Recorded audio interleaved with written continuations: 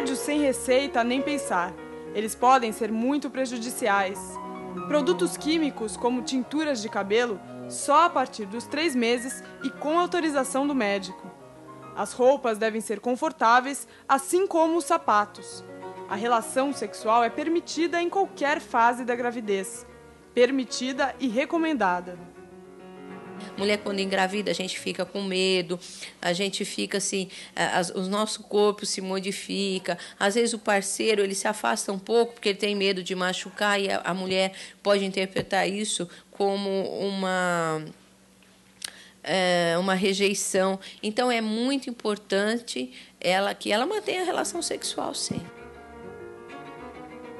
Mesmo com todas essas recomendações, nenhuma mulher terá uma boa gestação se não tiver com a cabeça em paz. É muito importante, quando a gente fala de gestação, a gente falar do planejamento familiar, onde o casal, né? Ou a mulher, às vezes, também tem as produções independentes, né? Você planeja o número de gestações que você vai ter e o intervalo entre elas. Por quê? Porque aí a gestação ela vai ser planejada e aceita.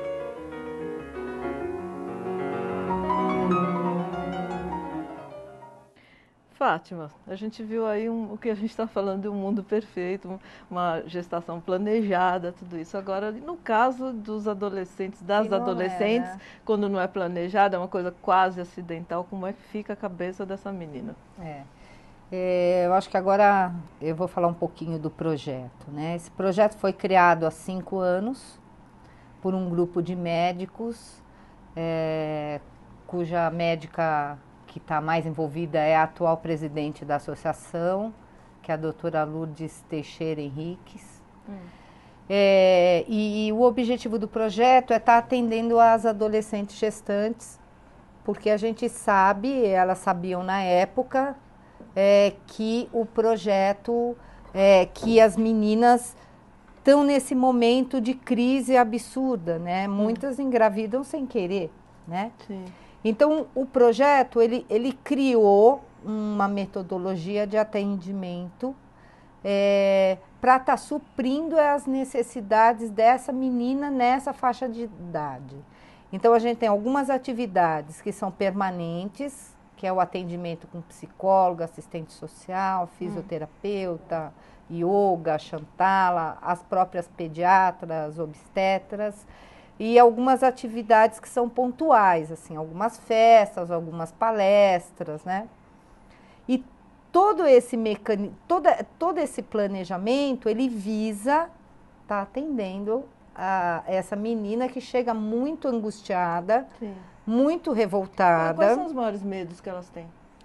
Olha, primeiro é de assumir a responsabilidade, né? Então, por exemplo, há pouco tempo atrás eu soube de um caso de uma menina que tentou suicídio porque a gravidez dela não foi aceita. Tomou chumbinho, por exemplo, na casa dela. Aliás, dizem que essa é uma das maiores causas de tentativa de suicídio entre adolescentes, né? A gravidez.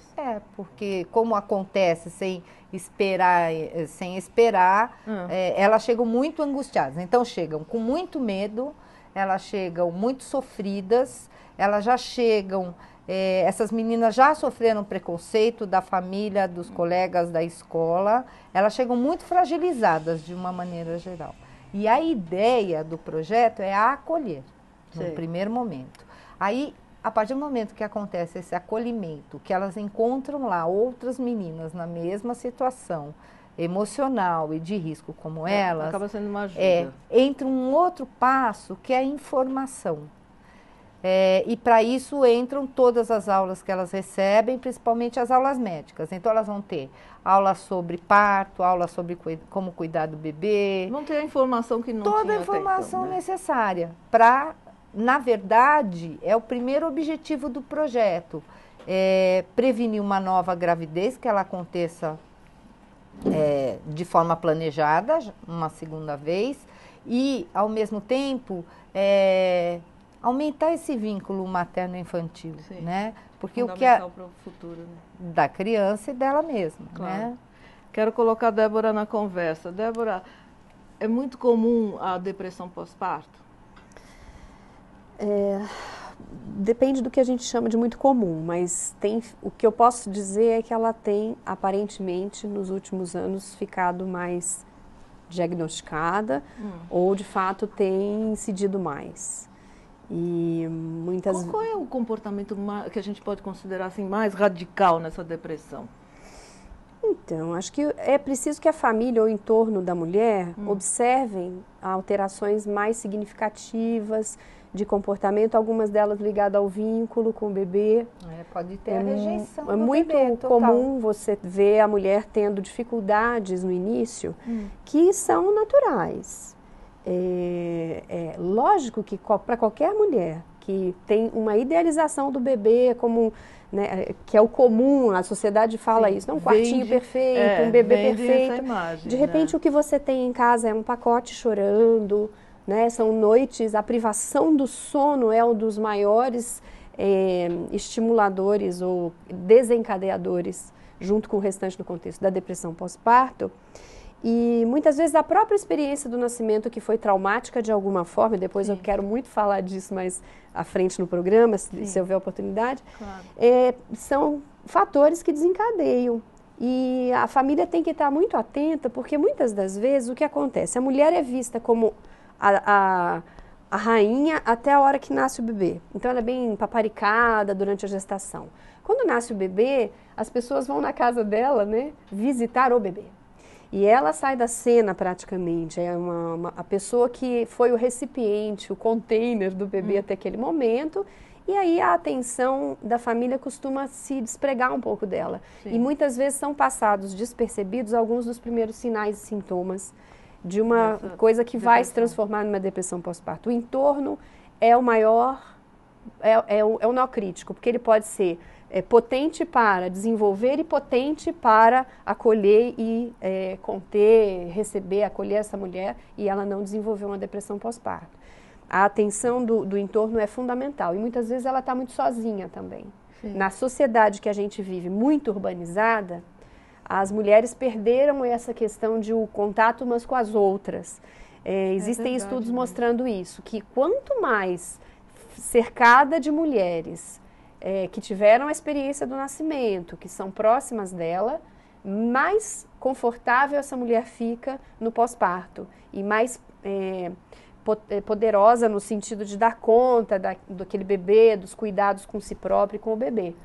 A gente não vive assim na metrópole, né? A gente vive mesmo muito afastado umas das outras. As pessoas mal sabem o nome do vizinho. Mesmo a família, né? Até a família nuclear, às vezes, distante. Eu, por exemplo, vivo no ABC há 22 anos, distante completamente da minha família, que é de Juiz de Fora, Minas. Então, quando a minha filha nasceu, não tinha ninguém da família por perto, a não ser nos primeiros dias, né? Não é fácil. Não. Vamos ver mais um vídeo e a gente já continua esse papo. Mãos se apertam. É hora de dar uma força a quem tanto precisa. O gesto é de carinho, a massagem relaxa e a conversa é quase ao pé do ouvido. Este momento tão importante é de dor, mas a respiração ajuda a aliviar a tensão pré-parto. Também serve para oxigenar o bebê, que já está quase chegando ao mundo. Ao lado das futuras mamães, as doulas desempenham um trabalho voluntário da maior importância.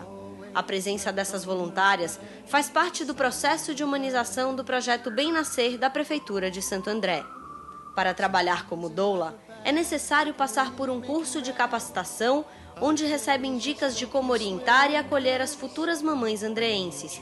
Este trabalho vai além de carinho e apoio. Vontade de se doar, de dedicar um tempo livre para o trabalho com o próximo. Precisa ter iniciativa, muita perseverança, né? Tem que ser uma pessoa tranquila e que esteja bem consigo mesma para poder até passar algumas coisas positivas para as mulheres.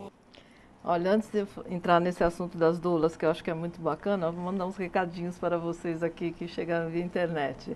Estou assistindo para matar saudades de uma pessoa muito especial para mim. Grande beijo, Débora. Quem assina é o Renato Souza, de Juiz de Fora. E mandando beijo para você. Obrigada, Eu Renato. mando um beijo para a Cristiane Gomes, que está vendo a gente. E agora a gente volta aqui para o nosso assunto. Eu queria falar o seguinte, a gente soube recentemente, né, que no Rio de Janeiro o Conselho Regional de Medicina tinha proibido o trabalho das doulas e isso caiu por terra com outra medida judicial e tudo isso. E aí eu queria que vocês me falassem quem é que tem razão nessa história. Tem que ter doula, não tem que ter doula, o governo está certo, o Conselho Regional de Medicina do Rio está certo. Quem está certo nessa história?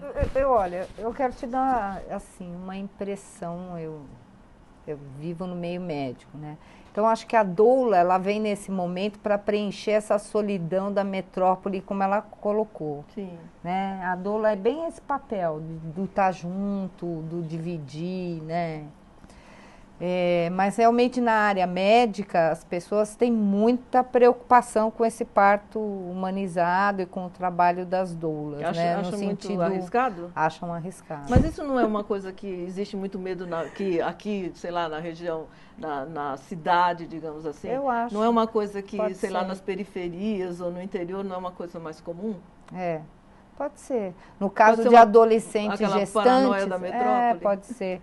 Mas no caso de adolescentes gestantes, por exemplo, que é, na verdade, uma gravidez de alto risco, é muito difícil você pensar num parto humanizado sem toda aquela assistência, tanto da menina quanto em relação ao bebê. Por exemplo, em nenhum momento você vai poder pensar em tentar ter uma gestação com essa menina numa casa, mesmo que a gestação tenha transcorrido de forma mais tranquila, né? Mas eu acho que tem toda uma filosofia aí atrás. Fala, Débora. Meu ponto de vista é um pouco diferente, porque o que eu acredito é das práticas baseadas em evidência. Isso significa atender a mulher, seja em qual fase do ciclo de vida dela ela estiver, de acordo com aquilo que ela tem de contexto daquela gestação, do que ela pensa sobre si. Ela é a protagonista e deve ser assim considerada naquele momento, independente dela ser ou não uma adolescente, né? Eu acredito que o ser humano é um ser de direitos e a gente precisa encarar dessa forma.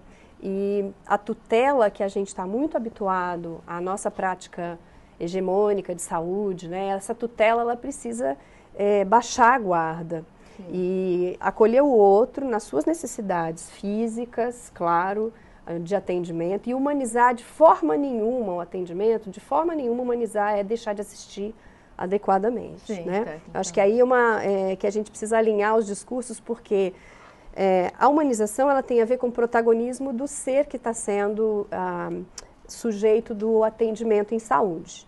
O protagonismo dele, nesse momento, todo o corpo técnico de saúde vai ser aplicado, levando em conta que esse sujeito sabe de si, sabe do seu corpo e vai aceitar ou não os procedimentos de forma informada e esclarecida. Sim. Esse é o problema que a gente vê hoje na nossa assistência no Brasil.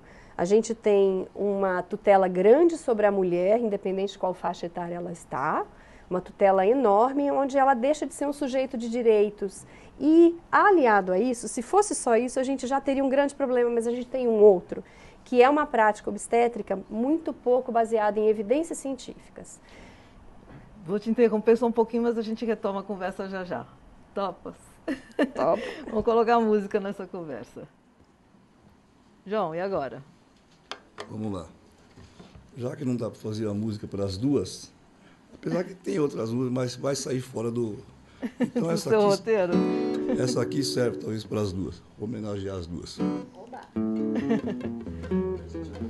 Vejo agora este teu lindo olhar que eu sonhei e sonhei conquistar. É que um dia afinal conquistei, enfim. Findou-se o carnaval e só nos carnavais encontrava-te sem encontrar este teu lindo olhar, porque o poeta era eu, cujas rimas eram compostas na esperança de que te tirasses esta máscara que sempre me fez mal, mal que findou só depois do carnaval. Vejo agora este teu lindo olhar, olhar que eu sonhei e sonhei conquistar. É que um dia afinal conquistei, enfim, findou-se o carnaval, e só nos carnavais encontrava-te sem encontrar este teu lindo olhar, porque o poeta era eu, cujas rimas eram compostas na esperança de que tirasses esta máscara que sempre me fez mal, mal que findou só depois do carnaval, mal que findou só depois do carnaval, mal que findou só depois do carnaval.